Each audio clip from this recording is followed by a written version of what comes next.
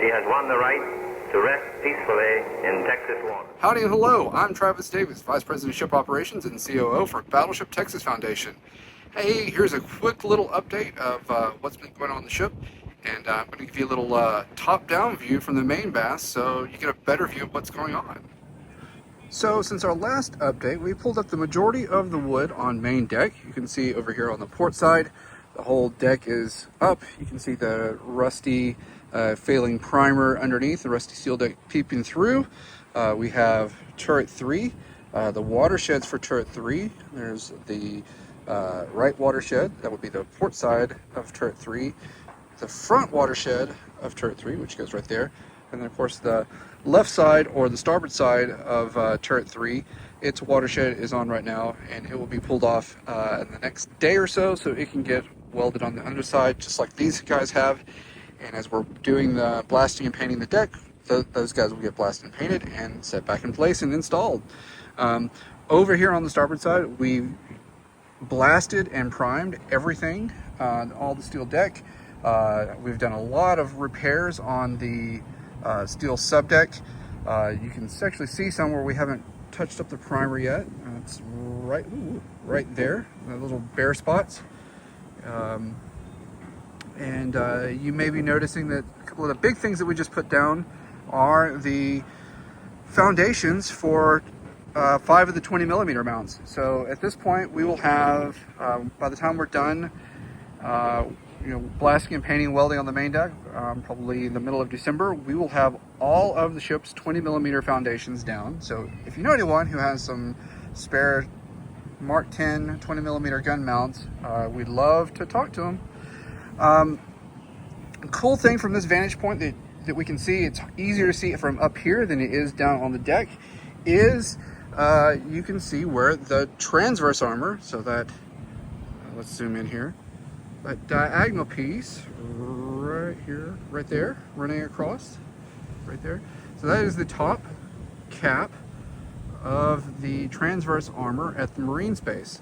And then so when you step through that 8-inch armor bulkhead on main deck, or on second deck, that's where you're at. So that gives you a perspective of where that is out on the ship.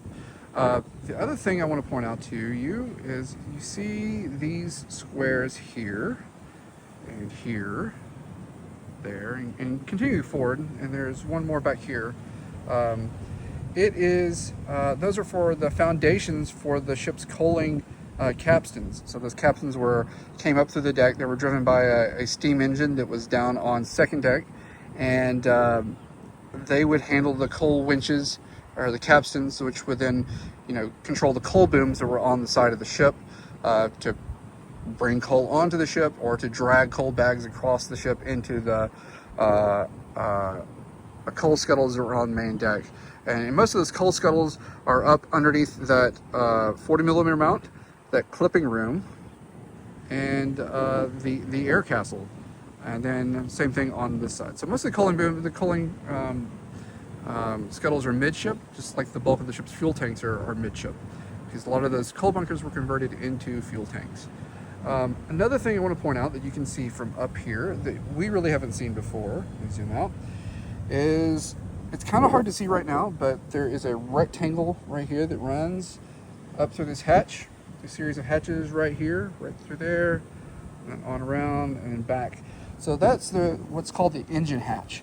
So it's called the engine hatch because that was a removable plate that allowed access all the way down into the engine rooms. So when the ship was built, there was an open trunk that went all the way from the engine rooms all the way up to main deck. So the spaces like the movie locker, auxiliary, CIC, and the post office, tailor shop, those spaces didn't exist. That was just open space. And on main deck, we had steel portable plate, and then the decking could be removed. The wood decking could be removed with the plate. And you see there's the same thing over here. So one's for the starboard engine room, and then one for the port engine room. And then we're going to walk around the main mast real quick. So hey, look, another 20mm foundation ring we put down. And you can see that we have, again, we've continued blasting all the way aft. We're on the stern working right now on steel work, and we've made the turn around the stern and are working our way back up forward. So then we have the watersheds for turret 4 right here, which will get blasted and painted in the next few days. So we're down here on the fantail. I was just pointing at this from above, showing some of the areas that we have to repair. You see a plate seam right there. The plate strap is separating, so we're going to replace that section right there. Pinholing throughout. So there's a piece that we've repaired. So anywhere in this video you see a piece that's bright, particularly circular, or it has, or it's kind of rusty like those over there, those have been areas that have been repaired. And of course, all of this is going to get a stripe coat of primer, and then the whole deck will get a whole nother coat of primer once we're done. So you can see here what this looks like. This whole seam right here looked like that piece we just looked at. And with this, you get a really good example of like how the deck is actually put together. So you have a plate and a plate, and then you have a strap that goes over both plates. And then then you see the rivets here. Now the factory head of the rivet is on the underside of the deck. On the top, they're flush like here. So they're driven, this is the driven side. So they're countersunk, so it's easier to lay the wood deck. It's also smoother if there's no wood on top. Smooth is relative considering how much stuff sticks to the deck. And then you see the seam here where between the two places that go. So what we're going to do, we've washed off the old plate seam. This is going to get clean and primed in the morning. All the rivets have been tacked into place so they don't fall out. And it's also keeping not only the historic look, but also the strength of the plate, because there is a stiffener down below. And then on top here, well, you can also see the plates have been tacked together just to make sure that they don't further separate while there's nothing really connecting the plates together. So this will get primed tomorrow. Once that primer cures, then we'll lay a new piece of plate, a new piece of flat bar over the top of this, and then be able to go full weld out and be nice and tight. But before we put that piece down, this guy will get cut out and repaired. So that's one of the larger holes that we have in the deck. Here's another kind of larger hole that we have. This goes down into the capstan room, windlass room under the in between the two heads, the two crew washrooms here. So generally what we found so far is that the stern has had the most damage to it, at least in the steel deck, but it's still a lot better than what we anticipated. And we were just really, really pleased with the work that Gulf Copper is doing. So like this area here, it's not really holed, but the plate's coming apart, or the strap is coming apart, and then that plate is really damaged from when the concrete was removed in 1990. So we're gonna go ahead and just pull that section, put a new piece in so it's nice and flush. We take care of a leaking issue that's there, and we'll make it easier for the carpenters, and there's a place for water not to collect. So those two pieces I pointed out to you, those are probably the largest pieces that we have to repair on the deck. But we just did another piece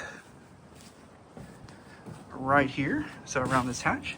And as soon as tomorrow rolls around, I think he has one more pass to make on that middle piece that joins those two plates. And once it's done, that welder will put this one to bed. Though we may run a weld bead around the whole hatch just to secure it to the, well, not secure it, but really keep it sealed to the deck, so it doesn't leak.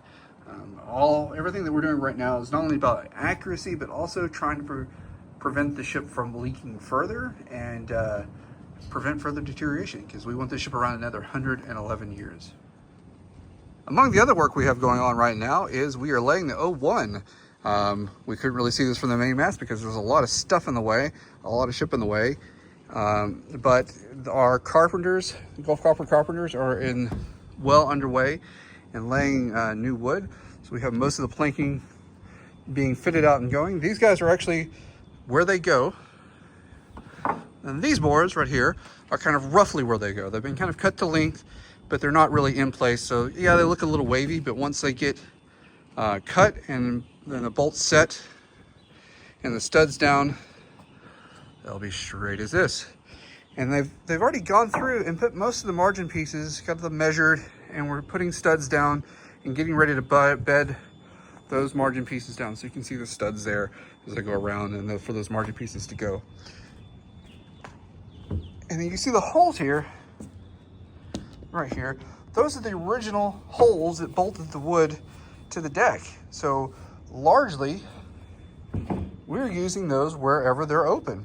We're not reopening, we're not drilling new holes, and we've tried to get most of the original bolts out, which we have. However, you know, some would just don't want to come out, and again, we're not going to go through the effort of getting them all out right now. That's something we can do in the future. We are prepared to do that in the future, and it just for right now, with our constraints, we're just going to do with what we have. So you can see this nice bolt pattern that is being followed right here. So when you come on the ship, you know, one thing you will notice, or you might notice, you might not, is that these boards are actually about an inch narrower, an inch shorter than the main deck boards. So the overall dimensions on these boards are 2.5 at the bottom by 2 inches tall. And then we get this, that gets us a nice gap here for the boards to be caulked with oakum, with cotton, and then oakum, and then the cap with the synthetic caulking material. See some more of our studs down here.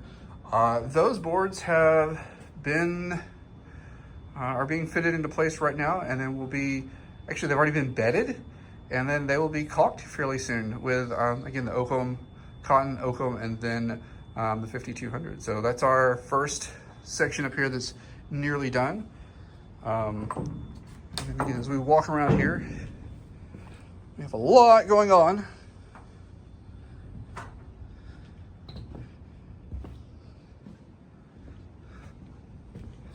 Even more wood. So the O1 in itself is about 5,000 square feet, both sides, so about 2,500 both sides. And last but not least is the bow. We are almost finished with the bow. All the new wood is down. The seams have been caulked and paid with oakum and capped with the synthetic caulk and sanded fair and sanded again, and then coated. How we paint the deck may seem a little unusual, but if you're familiar with old houses and working with old houses or wooden boats, when you have dry wood or wood that you want to make last a long time, you use a product like Penetrol, which is an oil. It's an additive for paint, really, that makes the brush strokes even out. But what it does, since as I understand it, it's mostly like linseed oil, the wood absorbs it. It absorbs it really well, and then we just put that on until the wood stops absorbing it, until it's not thirsty anymore. And then once that's done, then we go over the top of that with a primer of 50% of the Penetrol and 50% of the top coat, which is just an oil-based paint. Once we do that, we prime the whole deck with that. Then we go over the top of that with the even final top coat of just the pure oil-based paint. And what that does is it makes the wood hydrophobic. It makes the wood not want to absorb moisture, and it also makes the wood want to hang on to the paint much better. When we did our first couple of test passes with this, we put the Penetrol top coat primer, the 50% mix on, and the wood soaked it all up, and it looked like a stain. It was really cool looking, but that also meant the wood was really thirsty and needed more oil in it. So we've done that. This is all steps that we're taking to make the ship last, make this deck last a long time, and yeah, because we want the ship to last another 111 years, and we want this deck to last at least half that 111 years. So with proper maintenance, us staying on top of it, it will last a very long time. And lastly, I point out, there's a lot of junk in this splinter shield here. The wood inside the splinter shield and the one on the other side for the 420 millimeter mounts, they have been, they'd already been treated and or at least oiled and primered and painted, several weeks ago, and so it's holding up well. Most of that is sawdust that you see in there, and again, we're very, very happy with it. We did get a little bit of rain earlier, which has made things a little so yeah. And then notice we've also moved the paravane. We took it up to our shop in Houston to restore, and it has been brought back to the ship, and we've installed it on the starboard side instead of the port side. So this is anticipation of the new visitor patterns on the ship. So kind of a new thing here. So it's kind of neat. Thank you for bearing with me with this quick and dirty update. This is something new that I'm kind of trying. It's when I get time at the end of the day, if I can do these quick little videos and get them out as updates for you guys, I will absolutely do it. So it's not a professional setup with a cameraman and a tripod and all that, but we're trying to get the updates out in a more timely manner. Again, it's largely based on my availability, so I'm sorry, I'm a little busy right now, or have been busy, but again, thank you for your support, and again, I'm doing better to try to get you more updates on what is going on. And as always, again, thank you for your support. And if you want to support us more, you can go to our website, battleshiptexas.org, where you can find all kinds of Battleship merch, make a donation, join our new membership organization called The Crew, which is a monthly sustainer organization, kind of club. So you are more than welcome to join up for that. We'd love you to do that. And as always, thank you again. And come on, Texas.